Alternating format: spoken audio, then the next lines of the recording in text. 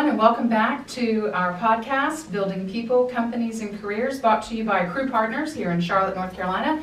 I am your host, Patty Comer, and with me I have Amy Pack, and the name of our episode today is The Unusual Route to the CEO.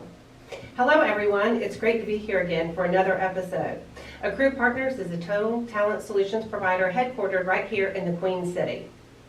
We are the co-founders of AccruePartners, and in this podcast, Building People, Companies, and Careers, we are bringing to you clients, internal team members, candidates, and anyone who shakes the business scene here in the Charlotte, North Carolina community. So someone that shakes the stick is with us, and we're super excited to have him with us today. He's our very first client guest, and the reason that we invited Simon Newman today is that he is the chairman and CEO of MW Industries, which is a precision engineering components manufacturing company headquartered in the 28277. For those of you not in the Queen City, that is the Valentine.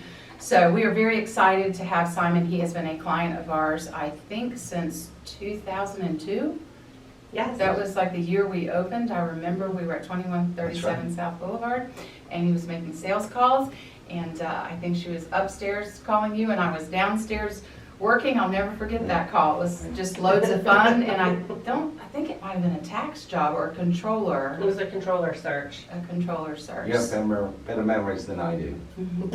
So anyways, we are super excited. Welcome, Simon. We're so glad to have you here. Thank you so much, and I'm delighted to be here. Wonderful. So at the beginning of each episode, we like to start with a classic interview question. So Simon, tell me about yourself. Well, there's a lot to tell, but I started in the UK as a mechanical engineering apprentice. I wasn't very successful in that regard either, because my parents had left to move to America in 1980, and I was left to my own devices as an 18-year-old boy, man, adult, all of the above, and the obvious ensued, which was enjoying life a little bit more than career. So I woke up one morning around about 84. That doesn't mean I was asleep for 4 years, but I woke up in 84 and decided that I needed to work for a living and work hard, and I got an opportunity to work at a company called Dynacast in the UK, continue my education in mechanical engineering, and started actually as a forklift driver in a logistics department, moved through into customer service, then into customer service management, and then I had the opportunity. Dynacast then was part of a global textile company called Coates Viella. In the US, it was known as Coates and Clark. Yeah, they were a customer too. Right, and so we were a subsidiary of that company, and it afforded me the opportunity to go and work abroad on a training mission. But first, starting in the UK, my first management training opportunity as a graduate was in sales.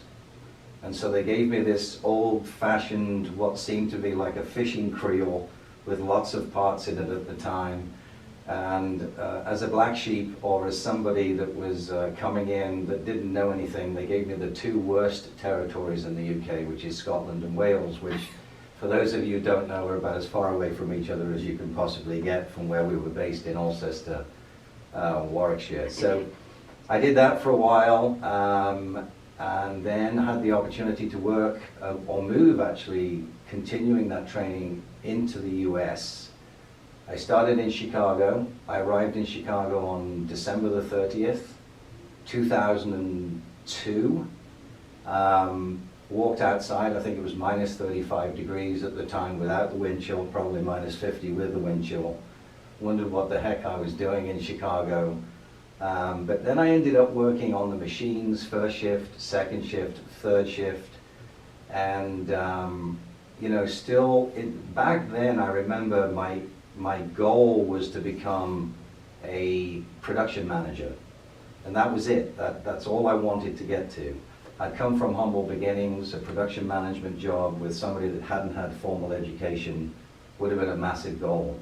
And so I happened to be at a conference in Chicago on synchronized manufacturing. It was a program that was run by Bob Vollum.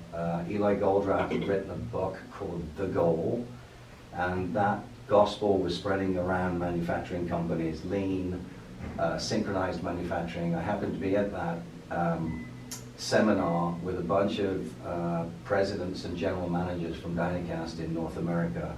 And while I was at that seminar and participating, because I had lots of questions to ask, I was always that kid in the class in high school that asked the question on behalf of most of the class that was scared of asking the question of the teacher.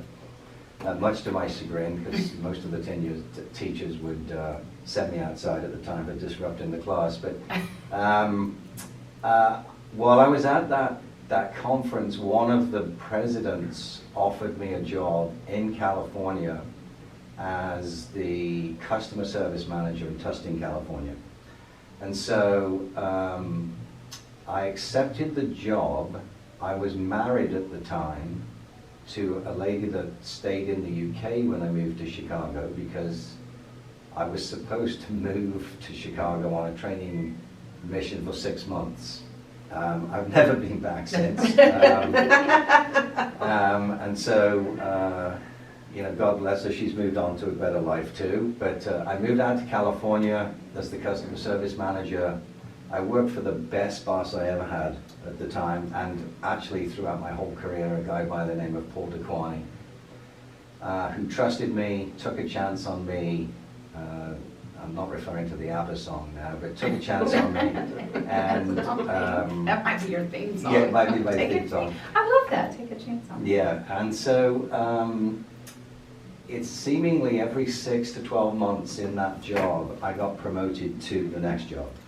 And lo and behold, the next job that I got promoted to from customer service manager was production manager in that facility. So I felt like I'd made it that time. Shortly thereafter, I got married again to a lady that I met in Chicago while I was training in Chicago. And we started a family out in California, which was great. We lived close to, we lived in Tustin, which was close to Newport Beach.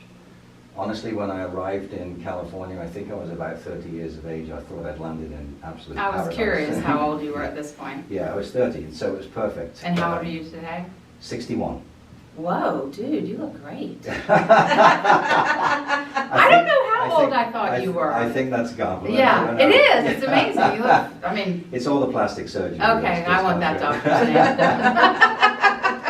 So you were 30 in Newport. I was 30 in Newport. And so, as I said, every 6 to 12 months, seemingly I got a new role. I went from customer service to production manager to plant manager to general manager of that facility, I think 4 years after I joined.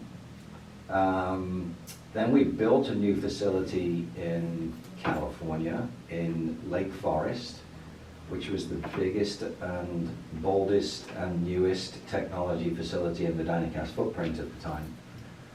That was in 1997.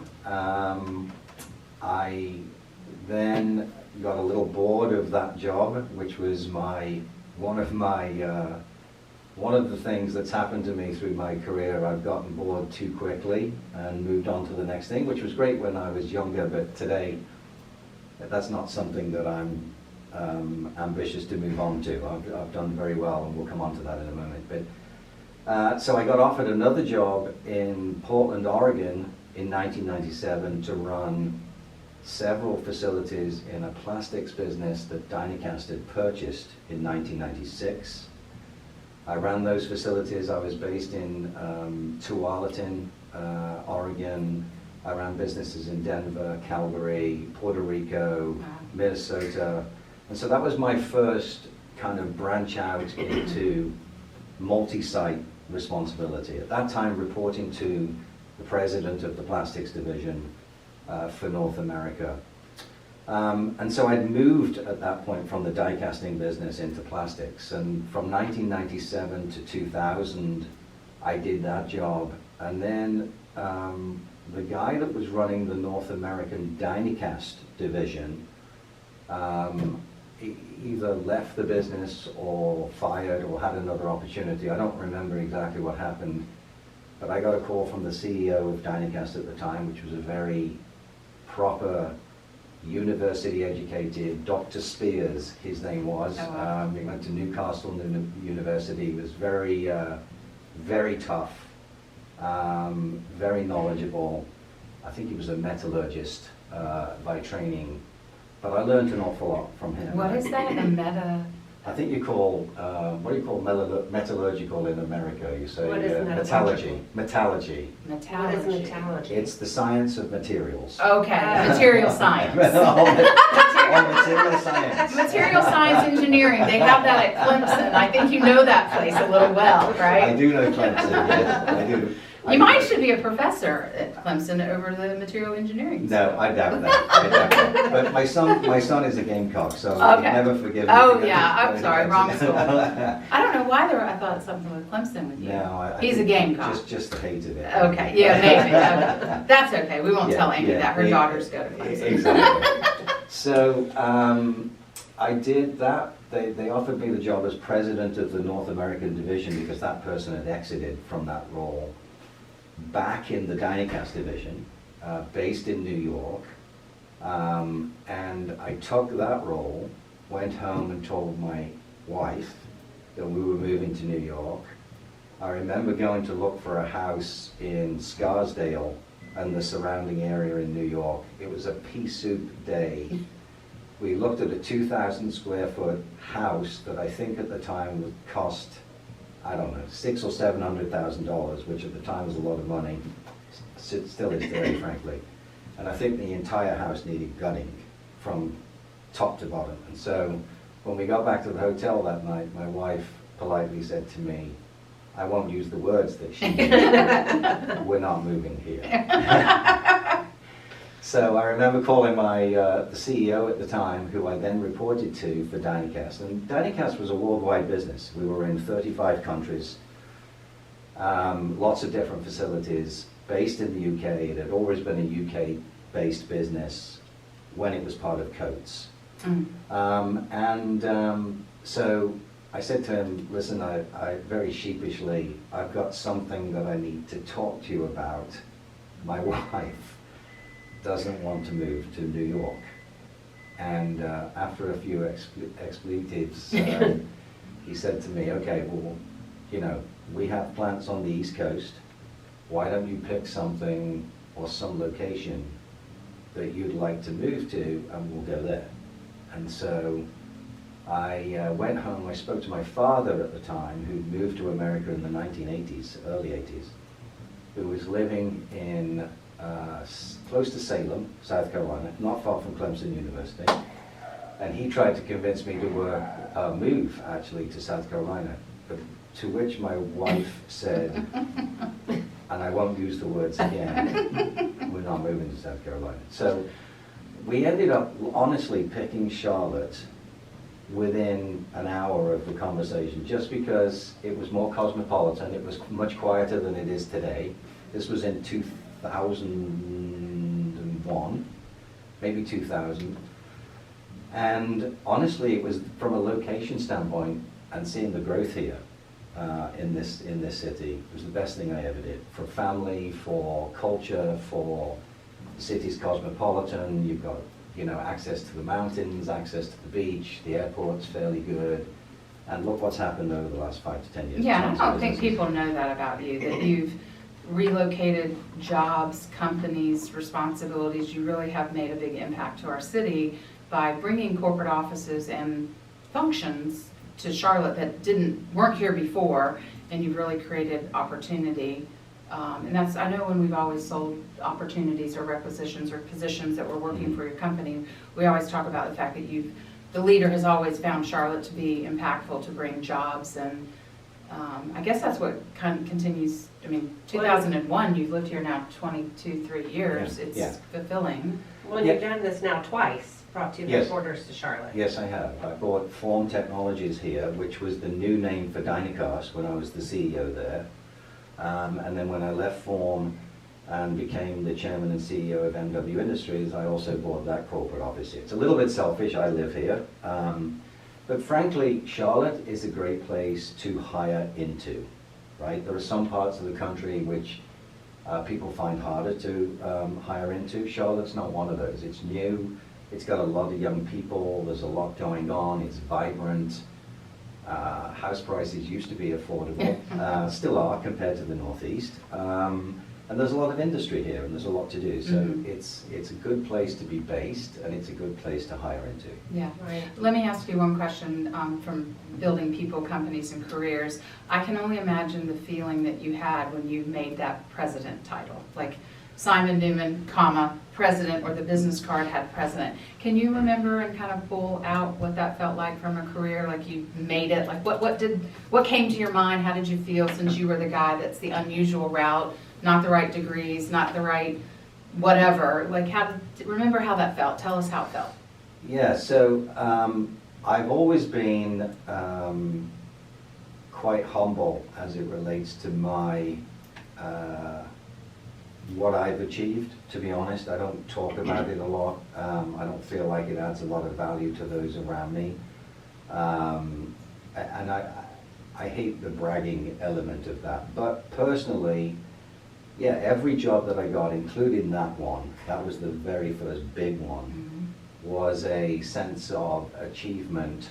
Again, for somebody that didn't go to university, I went to a small community college in the UK. I later finished my education in California when I was there. But yeah, anything, you know, particularly for a British company at the time, which was very focused on taking in the best graduates from Oxford, from Cambridge, from, you know, some of the red brick schools in the UK. So it felt really good to be part of that class of person that had gone through that formal education. And frankly, look, I was a little bit different. I was always quick decision making. I was always willing to take a little bit of a risk. And I always had a ton of faith in people. And so the ability to attract people, the right people, not that I haven't made mistakes, I've made lots of those, is really how I think about success. It's the people that are around you, it's the people that you hire.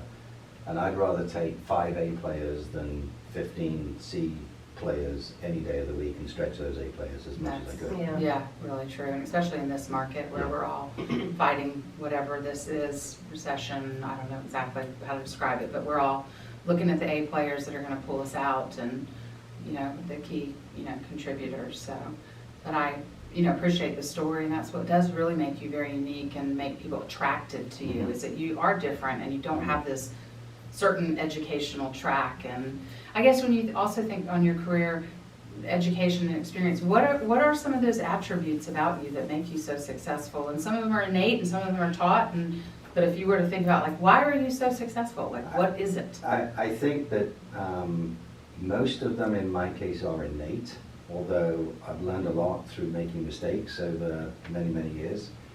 I think a strong sense of who is on the team, how they contribute, giving them the latitude to make a decision, trusting them, allowing them to make a mistake, as long as it's not the same one all the time, and taking a risk. And the speed at which we as a company, myself and my team, make those decisions is of paramount importance.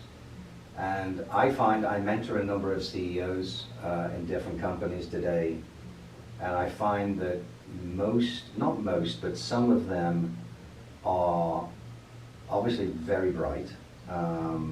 They've got good storied careers, they've come through different divisions of different companies and gotten different experience, but they tend to want to overanalyze, take their time, take too long actually to make day-to-day decisions. Now, I'm going to separate the day-to-day decision from the strategic decision. If you're betting the farm, or it's a huge decision, you need to take the time, you need to get input, you need to do the analysis, you need to do the work, you need to get the data, and you need to get everybody on board, including the board of directors, before you make those challenging and big decisions.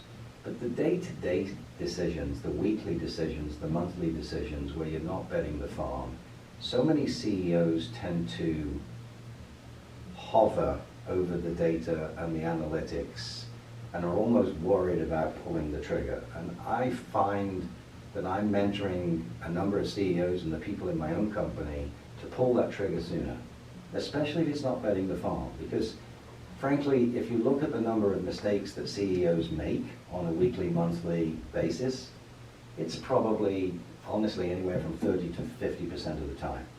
So if you're genuinely making those mistakes, honest mistakes, why are we taking twice as long to make the decision in the first place? We should make the decision, we should pull the trigger, again, having had the data, the analysis, the input from people, but then be big enough and bold enough and create an environment in the company where it's okay to make a mistake. It's okay to say, I, Simon, have made a mistake.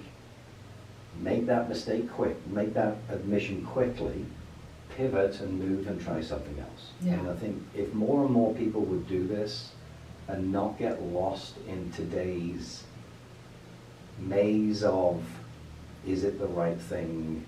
Am I saying the right thing? Am I doing the right thing? Am I going to offend too many people by doing it? But just make the decision and be genuine, and then change your mind and pivot if it's wrong. Yeah, so many people today are afraid to make the mistake. And That's right. we always say at AccruePartners, manage up, down, and all around, and you're only going to learn by making the mistake. That's exactly right. What would be the one mistake you made? Oh gosh, being here today. Oh, come on now. I honestly, the mistakes that I've made are hiring the wrong people. I mean, it's all, you know, when you break a business down into strategy, into the market, into its products, into its organization, into its growth, into its technology, the investment, the returns on investment, the one common theme that drives excellence in all of those things is hiring the right people. And people are clever, right? People know what they're interviewing Right. for. They've done the research. If they're the right people, they've done the research. They know how to answer.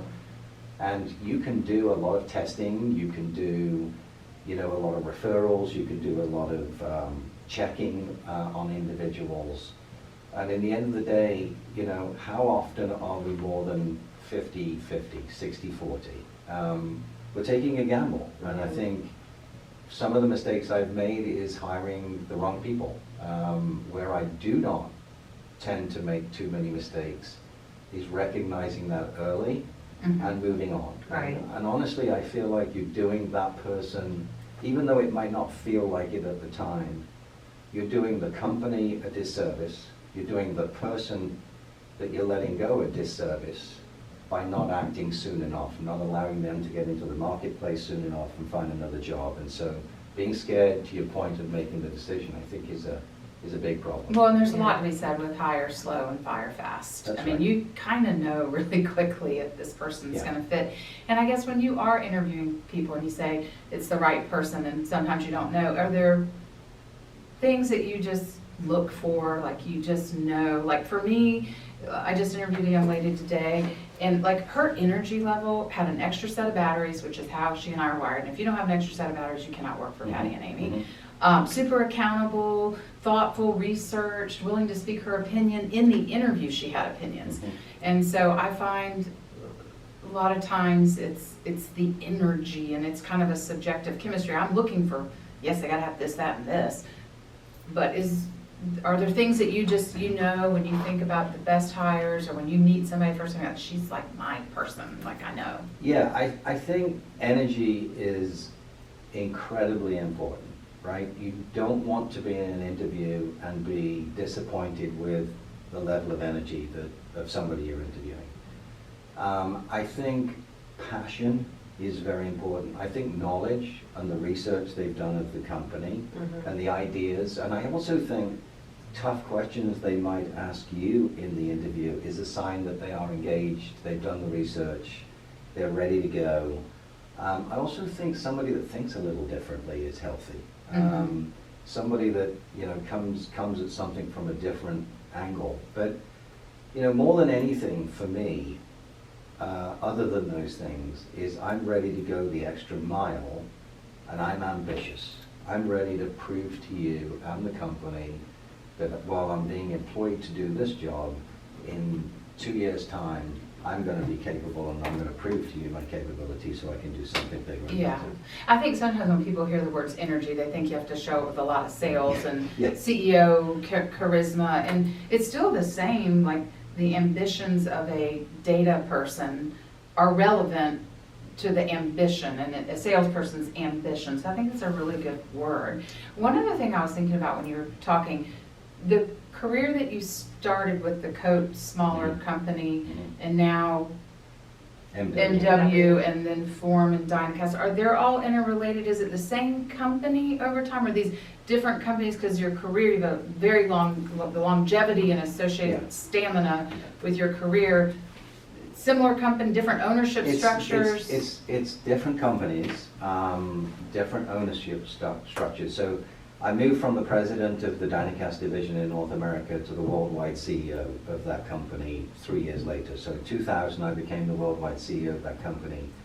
And I was at that company before I left for 39 years. I'd started way back when I was 18 as an apprentice and worked all the way through. And during that time, we'd bought businesses, we'd acquired other businesses, but we'd sold Dynacast 3 times to 3 different private equity ownerships. So I'd seen different styles of private equity. We were sold to Cinven out of Coates. We were sold to Melrose PLC, which has ultimately been very successful in the UK. We were sold to Kenner and Company, and then later, before I left, to Partners Group out of Switzerland and the US. And so different styles of private equity, but always private equity. And along the way, because I'd sold the business so many times, I'd met other private equity companies because we'd gone through management presentations to those companies. We'd raised bonds in the US market. So And everybody wanted to hire Simon. not everybody. Not everybody. But I created a big network of private equity companies that I thought I'd like to work with, and relationships. And so when I decided to retire, resigned from Form 3 years ago, just over 3 years ago, I got a number of calls from those relationships. One of which is from a guy called Will Manuel, who's probably the best, not probably, is the best person over at Paul Taquani when I was younger that I've ever worked for. He's currently my partner at American Securities. We bought this business, MW and Paragon, together, and we're in it together, and we fight together, and we do everything we've got to do to create value for the shareholders, the customers, and the employees. Exciting. And it's nice to have a partner. Like you have someone, Yeah. It's lonely sometimes. I had previous to AccruePartners, I was owned a franchise staffing firm. It was just me, and I didn't have an Amy. And then when we did this independent, non-franchise, I mean, it's just a relief to have a yin and a yang, someone to go to that I know at the end of the day, brass tacks, she's on the hook just as much as I am. And so I think it's really nice when you finally find a work partner that is an equal that you can share that shared vision with. I think it's so important, and it's so understated, and it's such a great point you make. The CEO is the loneliest job in the world, and anybody that's listening to this podcast will subscribe to that. You need an outlet, whether that's an executive coach, whether that's a board member or 2, whether that's a partner, and in this case, I have all of the above. I don't have an executive coach, but I have a really good partner at American Securities in Will Manuel and his team. I have super board members that I was allowed, frankly, to pick when I came into the job too, which was a big deal. Mm-hmm. They're very supportive, and when I get lonely or when I'm wondering whether I'm making the same decision, a lot of CEOs don't have that person to talk to, and I have several, which has been a fantastic experience. It's always great when it's not in your marriage. I'm on my 3rd marriage, and I can attest to that. My husband worked with me in my franchise, and he said the best day of his life is when he gave me his 2-week notice. 31 years of marriage later, something's worked, but working together is the sounding board. So I'm super blessed to have Amy. All right, I do want to ask, before we go into rapid fire, because I know we need to get to that, I'm just kind of curious, like, in working for you, I mean, what are some, and Amy probably knows this because she's always helped work your searches more than I, what are the non-negotiables? I expect you to be concerned and care about the company, and I expect you to be all in. Now, look, I know people have got family lives, and I think that's as important, if not more important, than the working life. And we have to blend the two. But non-negotiables for me are, I'm ready to roll my sleeves up. I'm ready to get in and work with everybody. And I'm also ready to do things to help the company that are not part of my job responsibility or duties. And those people will always do well. I always say that if you want to work at MW, or if you wanted to work at Form or Dynacast, but you were working for me, and you didn't want to participate, or you didn't feel passionate, or you weren't really involved, there was nowhere for you to hide.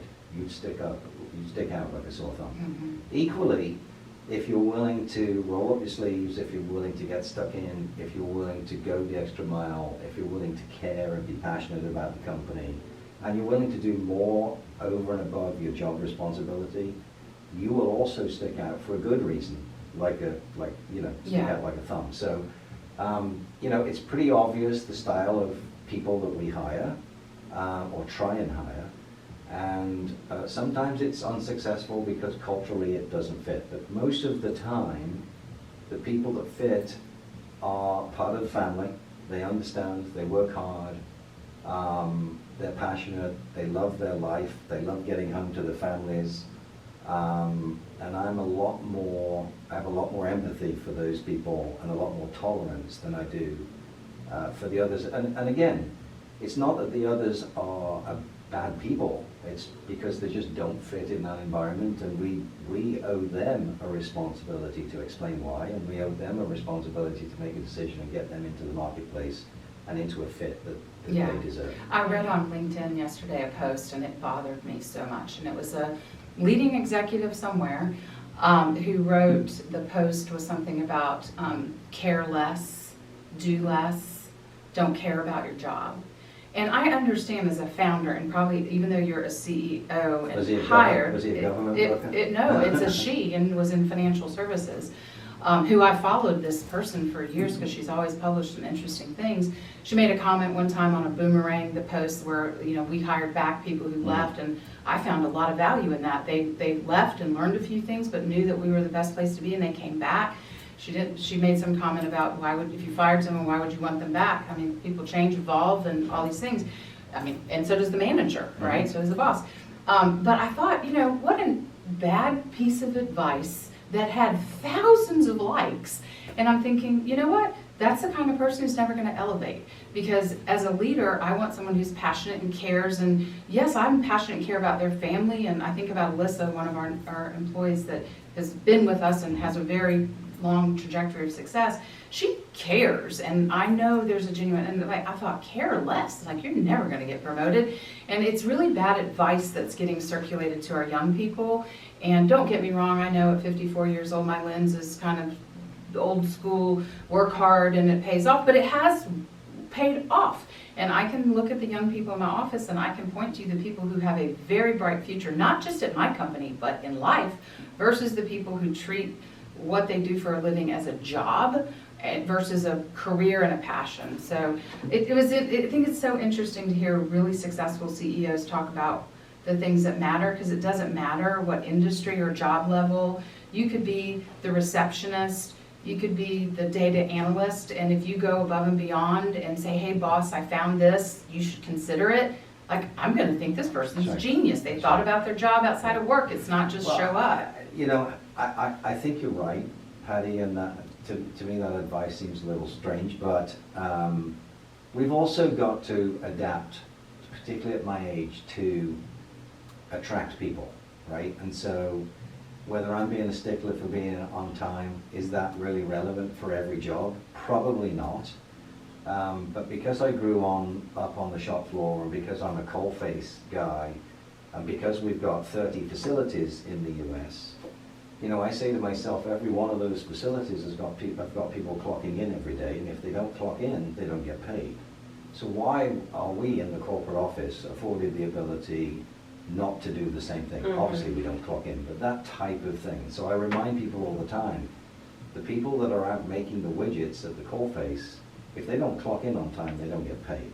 And so I have the same expectation of you. Now, I also understand that we've got to be able to attract people, so, whether it's moving to a DTO policy instead of a PTO policy, whether it's, you earn your vacation the day you start working, whether it's more competitive pay, whether it's, whatever it is, we're also very cognizant of doing all of those things. But once we've done those things and once we are known to be competitive, then we should have expectations for those people too. And I don't think there's anything wrong with that. Yeah, give, take. Yeah, So. yeah. All right, Amy, you're going to take us through the rapid fire. All right, so rapid fire to wrap this up, Simon. We talked a little bit about your career memories. I would say there was a lot packed in there, and I learned a lot as well. You talked a little bit about your best and worst. You talked about your best bosses. What about your worst boss? So I've been fortunate to only have one bad one, in my view. Not that I was the easiest person to control or manage at the time either, but I had a boss in the UK which had come in from, through the private equity company, Sinban, into the role of CEO of Dynacast. And at the time I was the vice president or president of the North American division. And he didn't know anything about the company, he knew nothing about the product. Obviously he was a smart guy, he wouldn't be the CEO if he wasn't, but he had a habit of running around the world, he loved to travel, and talking to a local president or a local general manager, including people that work for me, and saying to himself, I really like this person, I really like Patty, I'm going to give her a raise. And I would find out a week later that one of my employees had been given a raise because the CEO had walked around and had dinner with him and liked him, and because that created this, he was undermining, he liked his favorites, the people he didn't like he wanted to get out, and it was just a very divisive environment, and one actually that drove me to hand in a letter of resignation, which was a traumatic event for me. It's a company that had taken care of me since I was 18.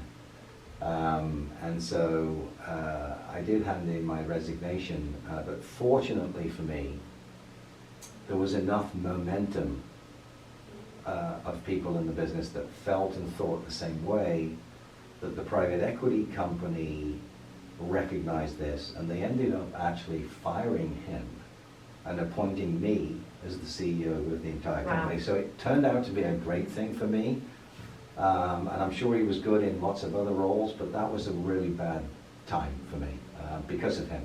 Yeah, and what you did was bold. Yeah, well, it was risky. Yeah. All right. So and now on to the next. What saying are you known for? When people think of Simon Newman, what do they think of? I'm not sure I can repeat them all on this podcast. Get it done. Don't think about it too much. Don't overthink the situation. Execute. Be prepared to make a mistake. Be prepared to own up to that mistake. Pivot and move into a different direction. Some of the other things I would be known for is I'm very open. I mean, I'm probably too open in this environment, but I am what I am. I like to talk to people.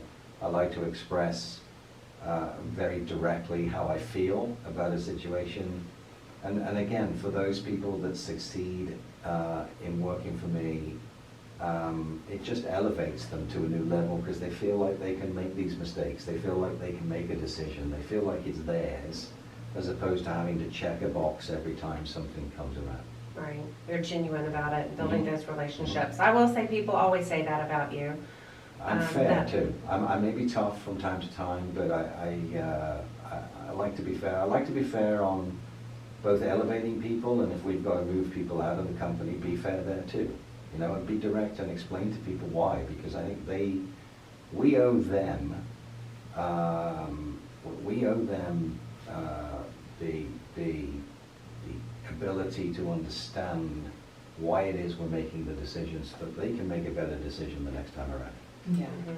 I think we hide behind HR sometimes, and try and say the things that our HR people tell us to say, but we're not really sending the message to the person to help them get better the next time. Yeah, and I do think the environment that we're in and what's happened with COVID and social injustice, people are just really scared to be honest with each other, and you really don't have an opportunity sometimes to really tell someone the reason they didn't get it. Like in our world, we tell the candidates, good, bad, or indifferent, we're gonna give you feedback. Unfortunately, I would say in the last 3 years really, and maybe longer, we have to be really neutral with the rejections, and we can't say 100% because you just don't want to get in trouble. And it's really a disservice because we're just trying to all improve. I mean, and I wish that we could get back to, I just don't know that we I will don't be know able it'll go to. back that far. I hope we do. I think we, for good reason, people are worried about saying what they think, for very good reason. The speed of technology, the speed of the internet, social media, it's very easy to get mischaracterized in terms of what you're saying. But I always say to my people, if you're making the right decision for the company, if you're making the right decision for the people in the business, if you're making the right decision for the person that you're letting go, then don't be worried about dotting the I's and crossing the T's necessarily. Just be honest, be genuine. And at the end of the day, in this environment, if we get sued for being honest and genuine, but we've done the right thing, then that's what it is. Yeah, and that's a great integrity, Yeah. To Yeah. have. So I guess down in the 28277, where you don't live, you work in that zip code. I do. Where would we find you partaking in lunch or dinner? Just like a Queen City question here, like what is maybe your favorite spot? Well, I don't participate or partake in much of the restaurants at the moment in 28277. I do like Juniper. It's a good place to have lunch in the Valentine area. Pretty new, really, a couple of years old, and we needed something to go to in Valentine. But I am very encouraged by the Valentine Reimagined, which is exactly what's going on behind the Resort Hotel. OMB coming in there as the Anchor Brewery, several restaurants, the amphitheater.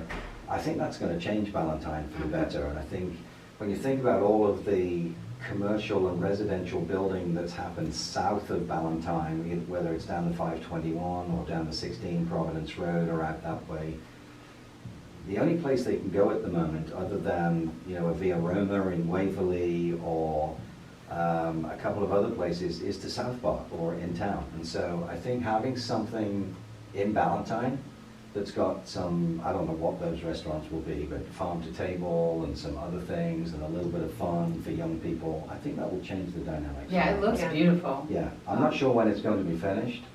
My daughter-in-law works for Northwood. She's not allowed to tell me all of these things. Well, but, she knows all the secrets. She knows all the secrets, yeah. But I'm looking forward to that. Yeah, we have a client down there, Credit Karma, and we go to they have beautiful decks, that's not the right word, but They're, hang outside. Patios. Yeah. And you can see the amphitheater, and it is, with COVID, that they had outdoor space to work was like golden. And of course, the other one, which is I've had a good experience in, and I've had some okay experiences in, but the view is spectacular, is Hestia, which is on the top floor next to the AC Hotel in Valentine, where you can see all the way downtown. So I've never even heard of it.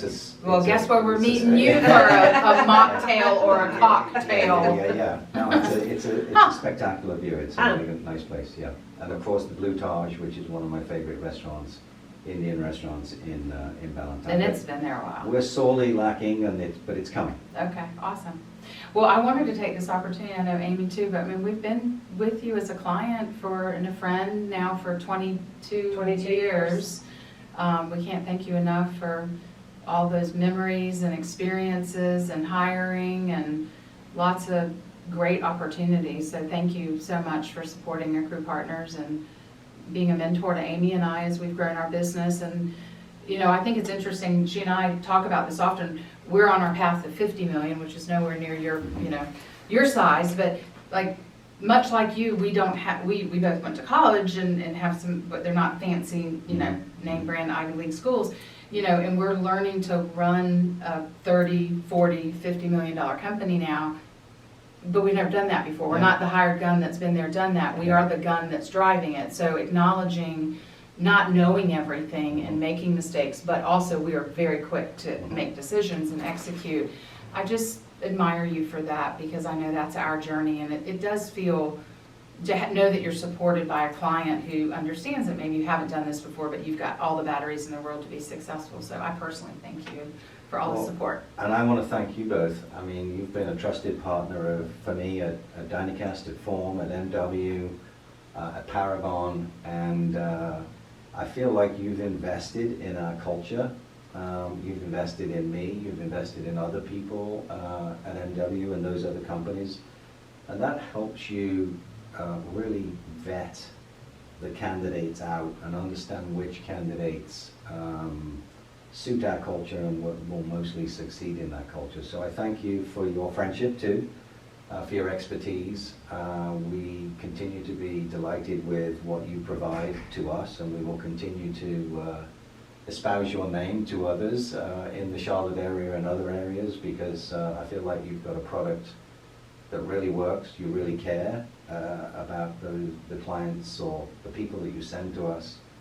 And I'm delighted to be here today. It was great to spend time with you. Yeah, I love the story. I mean, you don't know if you're when you're running and gunning and working for clients, you learn things along the way, but it is nice to spend time. And I think that wraps up building people, companies, and careers. And you certainly have had an absolutely amazing career. So thank you. Yeah, thank you, Simon. Thank you, Amy.